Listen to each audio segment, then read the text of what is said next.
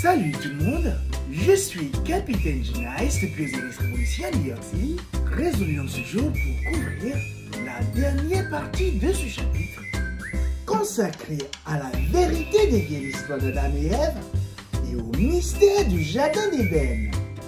Oh, vous incrédules et faites de peu de foi, feriez mieux de faire attention à ce que j'ai à dire.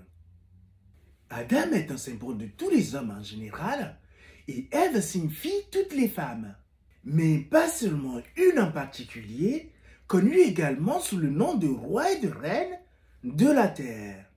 Une nuit, dans la chaleur d'un été tropical, quelque part dans l'Égypte ancienne, Adam et Ève menaient une vie très paisible et abondante, jusqu'à ce que cette nuit mémorable et festive arriva et changea le destin et la foi de l'humanité tout entière. On raconte qu'Adam, ou roi au pluriel cette nuit-là, en compagnie de sa reine, ou Ève, ou femme au pluriel, après une nuit festive bien arrosée par une consommation excessive de vin et de toutes sortes de boissons alcoolisées, cette nuit-là, ont décidé de se réunir et de faire l'amour en état d'ébriété. Et c'est là que se trouve le piège. Dans l'ancien temps, l'énergie sexuelle était réservée exclusivement et dirigée par transmutation aux Elohim en hébreu ou Dieu déesse en français, ou encore appelée énergie universelle positive et négative en sciences occultes, encore appelée hermaphrodite. À cette époque, le sexe était encore sacré et vénéré, et l'humanité vivait encore en harmonie sur la terre, au Jardin d'Éden, avec les dieux, et cette harmonie était appelée paradis. Dans la Bible, dans la partie de la Genèse, cela se traduit par le fait qu'ils ont mangé le fruit défendu appelé pomme d'Éden. Moi, je l'appelle tout simplement sexe ou le centre de toute tentation, où réside l'énergie ou la fréquence la plus élevée du corps humain. Bon sang, ça vient de me faire penser à mon iPhone, appelé Apple. Nous savons tous avec certitude que Steve Jobs était initié au mystère sacré. Donc ce n'est pas du tout une surprise pour son invention d'iPhone. Cela ne dépendra que de l'usage que l'on fera de cette technologie. Fermons cette parenthèse. Je continue mon histoire. C'est pour cette raison que nos parents et nos ancêtres essayaient de nous tenir à l'écart de l'alcool et plus tard du tabac lorsqu'il a été mis sur le marché. Mais ils ne nous ont jamais complètement expliqué le pourquoi depuis ce temps. Parce que très peu de gens connaissaient et gardaient ce secret caché. Moi je dis que tout est une question d'éducation. L'alcool et le tabac, aussi bien que le sexe, ne doivent pas être restreints ou interdits, mais plutôt bien expliqués dès le plus jeune âge, afin qu'à l'adolescence, nous ne tombions pas dans le même piège en les abusant ou en les évitant, tout comme nous continuons de le faire aujourd'hui. Gardons bien ces deux mots à l'esprit, équilibre et habitude. Je voudrais bien vous rappeler, chers auditeurs de cette histoire, que dans les temps anciens, nous les humains vivaient en harmonie, c'est-à-dire le paradis ou la paix de l'esprit, et non la disharmonie ou l'enfer dans la tête et dans le cœur, quand bien même étant vivant sur terre avec Mère Nature et Père Loi, ou le grand architecte de l'univers, ces deux dieux, Dieu déesse, aussi appelés Elohim par les Juifs, l'un est amour et l'autre est sagesse. L'un est la lune et l'autre est le soleil. L'un est miséricorde et l'autre est la rigueur. Ils étaient et sont et seront toujours nos parents métaphoriques. Donc, ils représentent une double face ou des faces différentes d'une même pièce.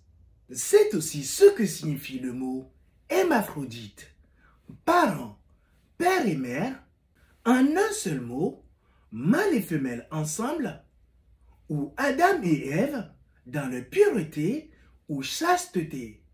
Énergie négative et énergie positive en équilibre ou en harmonie. La disharmonie ou le déséquilibre a rapport avec l'enfer et la souffrance. Les humains et les dieux vivaient en harmonie ou paradis avant cette nuit de transgression, de tentation ou de sexe d'Adam et d'Ève, parce qu'ils ont décidé de consommer le plaisir, de nourrir la convoitise de la chair, de l'ego, du moi inférieur ou le côté animal en nous, au lieu de transformer leur énergie sexuelle vers le niveau le plus élevé ou le moi supérieur ou l'ego supérieur, connu sous le nom du chakra de la couronne, où réside l'illumination et toute la connaissance sacrée.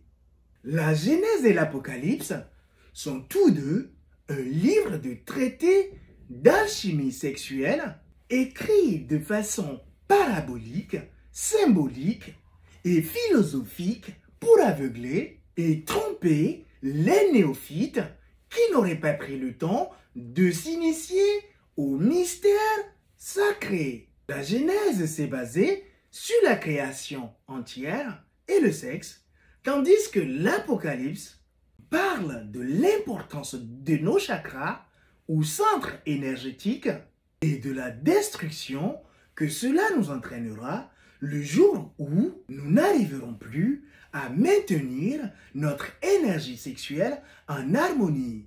98% de la population mondiale est aujourd'hui pauvre ou sans grand succès, physique ou spirituel, non seulement parce que nos parents ne nous ont rien laissé, mais également n'ont pas maîtrisé leur propre énergie sexuelle avant de nous reproduire.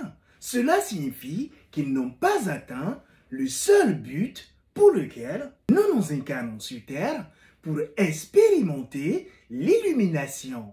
Et pourtant, nous répétons ici encore et encore la même erreur d'une génération à l'autre, créant une légion de faiblesse et d'ignorance dans la race humaine. Il est impératif de nous rappeler que l'être humain ne vient sur Terre que seulement qu'avec 10% de sa propre substance énergétique.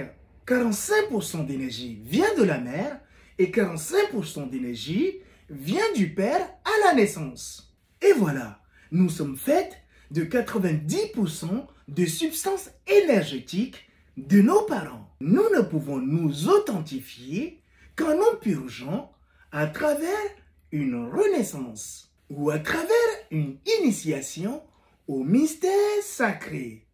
C'est d'autant plus vrai qu'un requin ne peut reproduire qu'un requin, tout comme un lion ne peut donner naissance à un chat. De même, un oiseau ne fait pas un poisson non plus. La vie elle-même a beaucoup à voir avec nos organes reproducteurs. Ceci n'est pas une blague. Cela nous a été juste caché. Pensez-y. Bref, comme je l'ai dit, dans mes multiples correspondances adressées à la Maison-Blanche des États-Unis d'Amérique, tout en exerçant mon droit à l'expression et à l'action, qu'il s'agisse de l'ancienne administration Trump-Pence ou de l'actuelle administration Biden-Harris, en moins d'une génération, c'est-à-dire 20 ans, dès lors, l'empire mondial que constituent les États-Unis d'Amérique, avec ses 50 États ou royaumes, en tant que leader mondial, sera confronté à la même foi ou échec qu'a connu tous les autres empires tels que l'Empire romain, l'Empire maya, égyptien, Atlante, mésopotamien, etc., qui ont atteint leur apogée avant de faire face à leur propre déclin. Ne me croyez pas sur parole, ça a déjà commencé. Maintenant, écoutez-moi bien. Dans ma prochaine vidéo, dédiée à l'histoire de ma vie, je divulguerai quelques preuves de ma relation avec la Maison Blanche, juste pour étayer mes affirmations. Nous arrivons à la fin de ce chapitre consacré à la vérité de l'histoire d'Adam et Ève et au mystère du Jardin d'Éden. Je suis Capitaine G-Nice depuis Osiris Révolution New York City et je vous dis One Love.